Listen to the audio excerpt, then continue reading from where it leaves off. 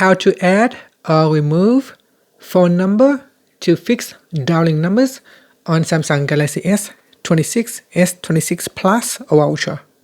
Okay, first tap on the home button to return back to the home screen. And on the home screen, open up the phone app. Next, tap on the more button at the top. Then tap on settings. Now in call settings, we scroll down and tap on supplementary services. After that, tap on fixed dialing numbers.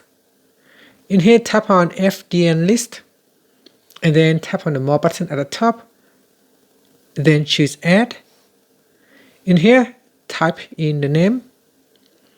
So, for example, John. Number is 12345678990, and then tap on PIN, enter in the PIN, and then tap on saved. Then tap on cancel if it asks you to save to Samsung Pass. Okay, so we have now added a new number to the list.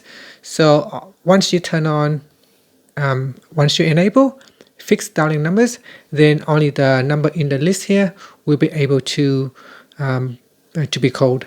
And that's it. Finally, tap on the home button to go back to the home screen. Thank you for watching this video. If you find it helpful, please like and subscribe to my channel for more videos.